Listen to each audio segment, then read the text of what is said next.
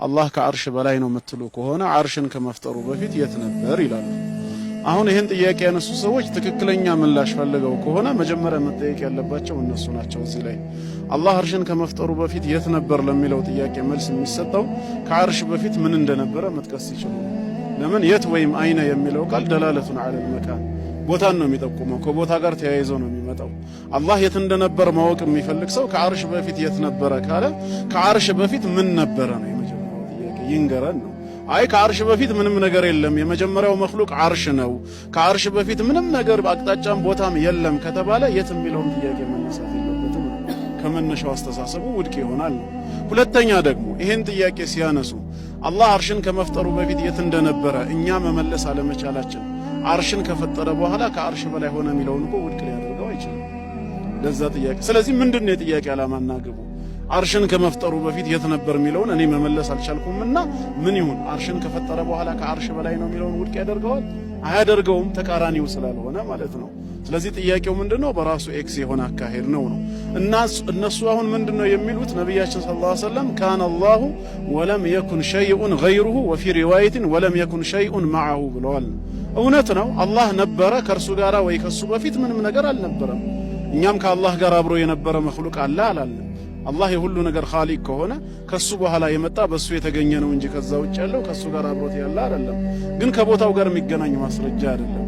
ወይም እነሱ እንደሚያስቡት መውጁዱን ቢላ መካን ለሚለው አስተሳሰባቸው ማስረጃ መሆን አይችልም። እነሱ እኮ አሁን የሚያምኑት አላህ አርሽ ላይ የለም አይደለም። ከመነሻው አላሁ መውጁዱን ቢላ መካን አላህ ያለ ቦታ ነው ያለው ይላሉ። ምን ማለት ነው ያለ ቦታ ነው ያለው? አብራሩ ሲባሉ ላ ኻሪጁን አን ሃዘል ዓለም ወላ ዳኺለሁ ይላሉ። ከዚህ ዓለም ውጭም አይደለም እዚህ ዓለም ውስጥም አይደለም አላህ። ወላ ተሕተሁ ወላ ፈውቀሁ ከታችም የለም ከላይም የለም። ወላ ሙተሲሉን ቢሃዘል ዓለም ወላ ሙንፈሲሉን አንሁ ከዚህ ዓለም ጋራም አልተገናኘም ከዚህ ዓለም ጋራም አልተለያየም ይላሉ። ምንድነው የዚህ ነገር ነቲጃው ሲባል የለም ነው።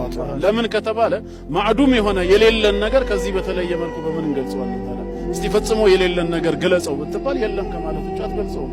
ከላይም ከታችም ከፊትም ከኋላም ከቀኝም ከግራም ከውስጥም ከውጭም የለም፣ አልተነካካምም አልተለያየምም ይላሉ። ይሄ ማለት የለም ከማለት ምንድነው የሚያመጣው? ደሊሉስ ከየት ተገኘ? መውጁዱን ቢላ መካን የሚለው ማስረጃ የለውም። እስቲዋእ ማድረጉ ምንም ማስረጃ የለውም። እስቲዋእ ማድረጉ ማስረጃ አለው። ባይሆን ምን ይላሉ ኢማም አቡ ጀዕፈር አጣሃዊ ረሂመሁላህ አቂዳቸው ላይ ሲናገሩ ወላ ተሕዊሂል ጂሃቱ ሲት ከሳኢሪል ሙተደዓት ብለዋል ይላሉ። ነገር ግን ይሄ ለነሱ ደሊል መሆን አይችልም። ምክንያቱም ሐዲስ አቂዳቸው ላይ የገለጹት አያካብቡትም ነው። ወላ ተሕዊህ አያካብቡትም። አላህ ላይ ነው ስንል ላይ የሚባል ነገር አላህን አካቦታል ብለን እኛ እየገለጸን አይደለም። የሱ ዑሉውነት ሙጥለቅ ነው፣ ያልተገደበ ነው፣ ከሁሉ በላይ ያለ ነው። ሌላን ነገር ግን ከላይ ነው ብለን ስንገልጸው ኒስቢይ ነው፣ አንጻራዊ ነው። ለምሳሌ አላህ ሰማይን ከኛ በላይ እንደሆነ በቁርአን ይገልጸዋል አይደል? አወለም የንዙሩ ኢለ ሰማይ ፈውቀሁም ይላል። የሰማይ ፈውቅያነት ከኛ አንጻር ነው። ነገር ግን ኩርሲይና አርሽ ደግሞ ከሰማይ በላይ ናቸው። ይሄ ማለት ሰማይ ከየት ነው ያለው? ከታች ነው ያለው ማለት ነው። የመኽሉቃቱ የበላይነት ኒስቢይ አንጻራዊ ሲሆን የአላህ ዑሉውነት ግን ሙጥለቅ ነው፣ ያልተገደበ ፍጹም የበላይነት ነው። ወላ ተሕዊህ ያሉት ምንድነው? አላህን አያካብበውም። በዚህ ስር ተገድበው ከዚህ እስከዚህ ብለን ልንገልጸው አንችልም ነው በስድስቱ አቅጣጫዎች እንጂ አላህ ላ ዩሰፉ ብለው አይገለጽም ብለው አላመጡትም። በሐዲስም ተገልጿል እሱ ከላይ እንዳለ ማለት ነው። ስለዚህ እንደ ሹብሃት የሚያቀርቧቸው ነገሮች ምንድነው? አላህ ከላይ ነው ካልን ቦታ ልንሰጠው ነው። ቦታ ከሰጠነው ደግሞ ቦታ ከመፈጠሩ በፊት የነበረ ነው የሚለውን ነገር ይቃረንብናል። ይሄ እንዳይሆን እንዲህ ማድረግ አለብን የሚል ዒልመል ከላም የወለደው አስተሳሰብ የፍልስፍና ውጤት ሆኖ እንጂ መጀመሪያም ነሱ ነው አይደለም። ለዚህ ነው አቡል መዓሊ አልጁወይኒ ረሂመሁላህ እንደተለመደው ኹጥባ ለማድረግ ሚንበራቸው ላይ ወጥተው ካነ አላሁ ወላ መካን ወሁወ አልአን አላ ማ ዐለይሂ ካን ወደ ኢማም ዓሊ ብን አቢ ጣሊብ ረዲየላሁ ዐንሁ በስህተት መንሱብ የተደረገው ኢማም አብዱልቃሂር አልበግዳዲ ረሂመሁላህ አልፈርቁ በይነ አልፊረቅ በሚለው ክታባቸው የጠቀሱትን ኢማም አብዱልመሊክ አልጁወይኒ ይህንን ሲናገሩ አቡ ጃዕፈር አልሐሚዳኒ የሚባል ሰው ነበር። ያ ኢማም አላቸው፣ ንግግራቸውን አቋረጠና ጉዳዩ እርሶ እንደሚሉት ከሆነ የአርሽን ጉዳይ ለጊዜው እንተወውና በውስጣችን ያለ አንድ ችግር አለ፣ ይህን ችግር የምናስወግድበትን መፍትሄ ይንገሩኝ አላቸው። እሱም ምንድነው? አንድም ስለ አላህ የሚያውቅ አሪፍ የሆነ ሰው በፍጹም የሆነ ነገር ፈልጎ አላህን ጠይቆ አያውቁም፣ በውስጡ የበላይነትን ፈልጎ እንጂ ከላይ መኖሩን አስቦ።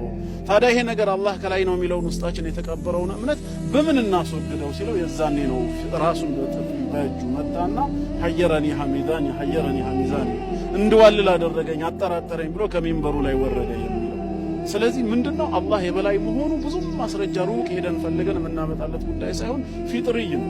ከላይ አይደለም የሚለው ግን ከጊዜ በኋላ የመጣ የፍልስፍና አስተሳሰብ መሆኑን የምታውቀው ምንድነው ይሄ ላይ ብቻ ነው ተቃውሞ የተነሳው። አላህ ከታች አይደለም የሚል ፍርቃ ተነስቶ ያውቃል? ክርክሩም አጀንዳ ሆኖ አያውቅም። ከውስጥም ወይም ከውጭ ወይ ከቀኝ ከግራ የሚል የለም። ሁሌ ዑሉው ላይ መነሳቱ ዑሉው አስል እንዳለው ያሳያል ማለት ነው። ክርክር የሚነሳው አስል ባለው ነገር ላይ ስለሆነ ነው። ያኛው ግን ክርክር ለክርክር ደረጃ አለመብቃቱ ከመነሻውም ራእዩ ተቀባይነት የሌለው ነው። ስለዚህ የአላህ የበላይነት ክርክሩ በራሱ እንደ ደሊል ሊታይ ይችላል። ወላሁ አዕለም።